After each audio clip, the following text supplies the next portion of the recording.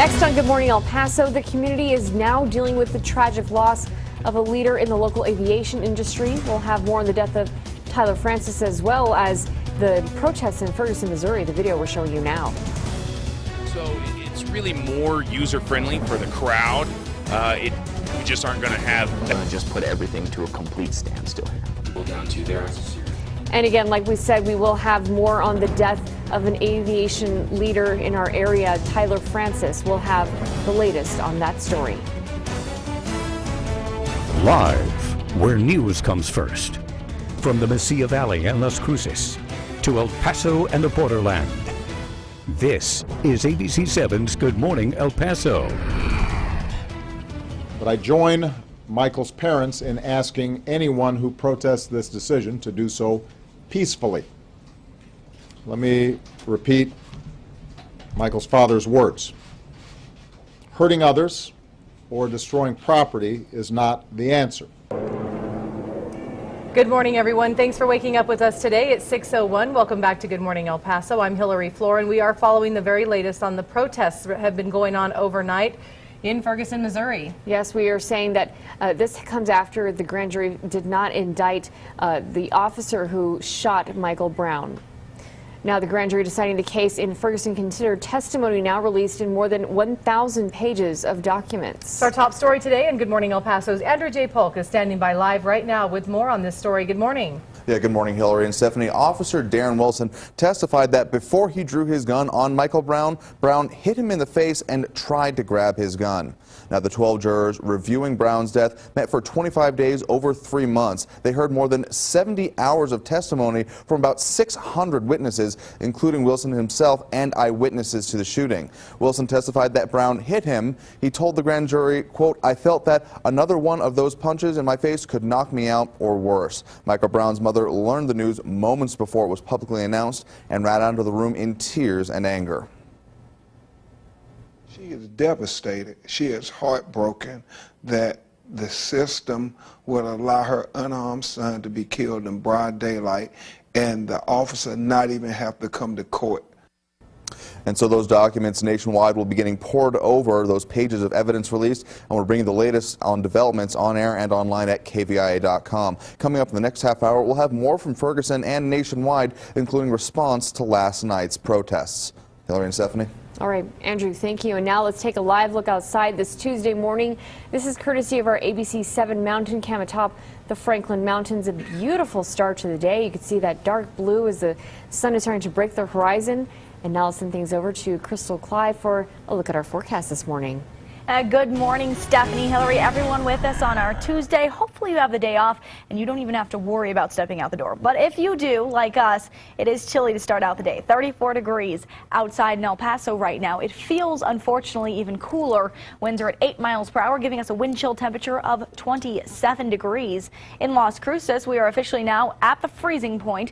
Our winds are calm, meaning we do feel like we're around 32 degrees, and we're dry still, relative humidity at 38%. If the numbers aren't enough for you, clouds and radar map showing us that while we had a few clouds over the east edge of our viewing zone overnight, they have since moved off to the southeast. Now just a clear start to the day. We had that live look outside showing us that there's not a cloud in sight as we begin the sunrise for this morning. And as the sun rises, temperatures will begin warming, but not too terribly much. We'll look at how cool we stay this afternoon versus how warm we get by your weekend forecast. It's all coming up in just a few minutes. All right, Crystal, thank you. New this morning, as we get into the thick of the holiday season, the Texas Department of Public Safety is urging you to drive responsibly. It says that increased traffic, possible weather conditions, and impaired driving can make for a dangerous mix.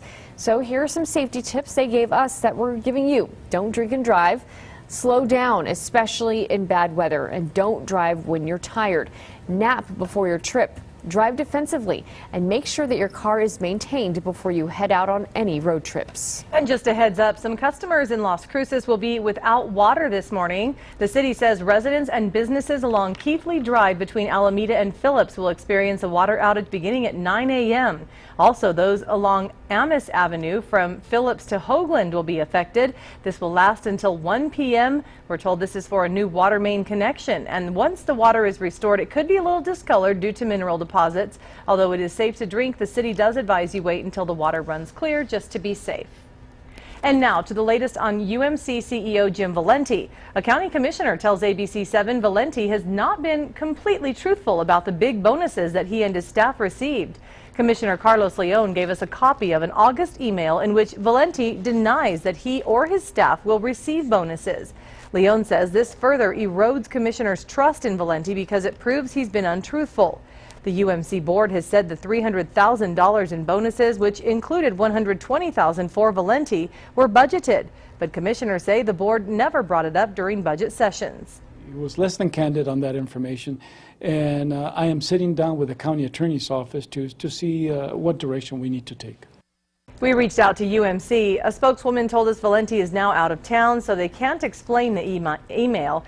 Meanwhile, Commissioner Vince Perez is ordering a thorough review of the commissioner's court policies that govern contracts by the El Paso County Hospital District. Police are saying they believe the man found dead near the summit of Trans Mountain Road may have been the victim of a hit and run. The man has been identified as 61-year-old Alejandro Covarrubio of Las Cruces. Police found his body Sunday morning. Special traffic investigators are trying to determine how Covarrubio was hit. If you have any information, call police or Crime Stoppers of El Paso. It's 566-TIPS. That's again 566-8477. Canachillo ISD board member Armando Rodriguez likely won't be tried for driving while intoxicated. We learned that Rodriguez is eligible for the pretrial diversion program, which is designed for first-time misdemeanor offenders. This means a DWI conviction will not go on his record if he completes certain requirements. According to court documents, Rodriguez was driving home from a bar when he crashed into a utility pole. He called 911 and stayed at the scene. Rodriguez allegedly had a blood alcohol content nearly twice the legal limit in Texas. One of the women allegedly involved in a rental scam was arrested on unrelated charges last week, and she is now bonded out of jail. Melissa, are you going to give these people their money back? 31-year-old Annette Dominguez, seen in El Paso police custody with 27-year-old Melissa Maldonado, was released from the downtown El Paso County Detention Facility this past Saturday. Dominguez and Maldonado are accused of taking security deposits from at least 6 families and renting out a northeast El Paso home they were evicted from. El Paso police would not comment on that ongoing investigation. A live look at traffic right now. This is I-10 and Piedras. We're looking at this camera because there's an accident in the westbound lanes heading into the downtown area. It looks like traffic is starting to back up beyond the emergency lights there to the right of your screen. So if you're heading out on the roads this morning, going west near I-10 and Piedras, be sure to take some extra time this morning. Well, some big news at NMSU. There is now a new athletic director at the school. We'll introduce you to him as well as give you a glimpse of his past history with NMSU. And are all those Black Friday deals confusing you? We'll share some shopping secrets that will help you decide what days to go shopping. That's coming up later in the show. And meteorologist Crystal Cly has your complete forecast so you know how to dress this morning. Well, you're going to want to dress warm, but in the days to come, it may be a little bit of a different situation. We'll look at your Thanksgiving and moving forward after your break. Thanks, Crystal. This is ABC7, where news comes first.